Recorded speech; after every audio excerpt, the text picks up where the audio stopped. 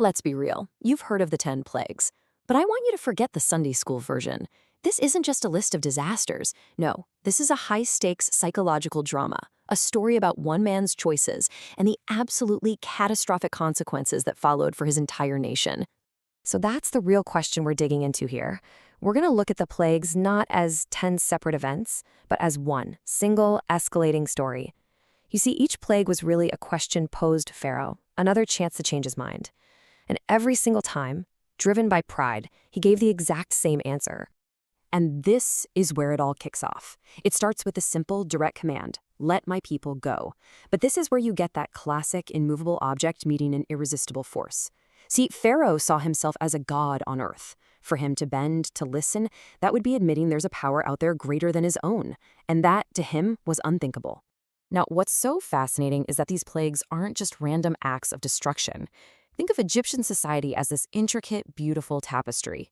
Each plague is like someone pulling a single thread. At first, it's just a minor annoyance. But as Pharaoh keeps saying no, that whole fabric of their religion, their power, their daily life, it just starts to completely unravel.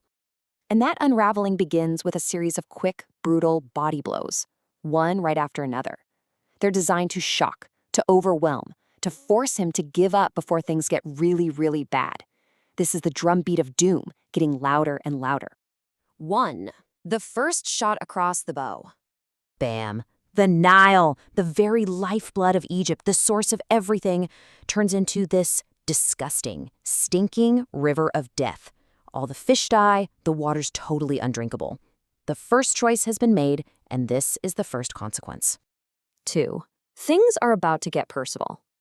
And this isn't just some nuisance. This is a total violation of their space.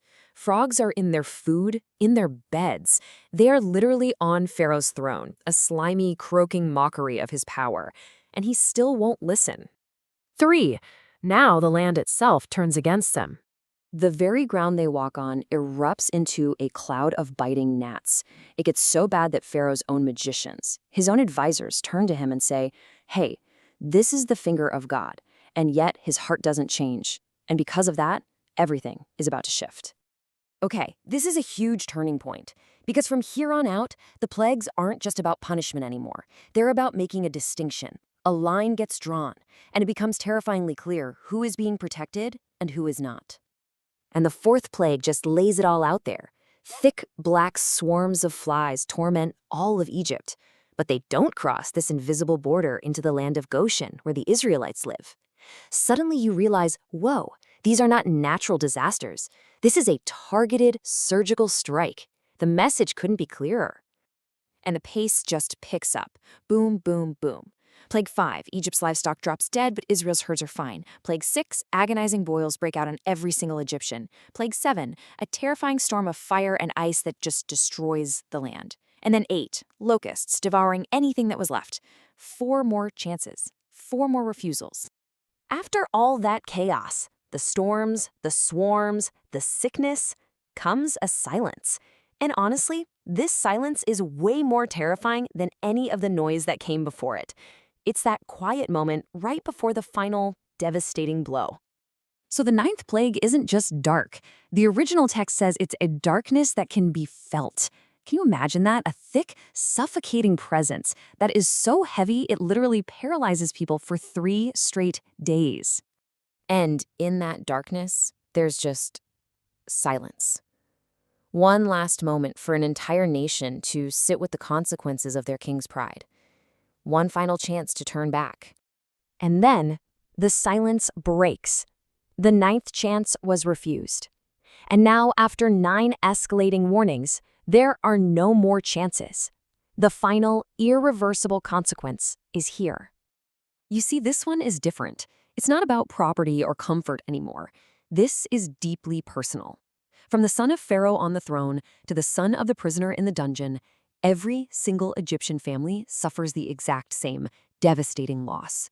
It's the absolute consequence. But that line in the sand is still there. Over in Goshen, the homes that are marked with the blood of a lamb are passed over by death. It's this incredible symbol of faith and protection, and it's in such a stark, horrible contrast to what's happening just down the road. And that's really the heart of this entire drama, isn't it? It's all about how far one person's defiance can go before you finally hit that point of no return. 10 times Pharaoh was given a choice. 10 times he refused. And that 10th consequence? Well, it wasn't just the end of a generation. It was the beginning of a nation. So, I guess that just leaves us with one last thought. As you think about this escalating horror, from blood to darkness to death, you have to ask yourself, at what point does stubbornness just become self-destruction? And what does it say about us that we can so often see that line and still choose to step right over it?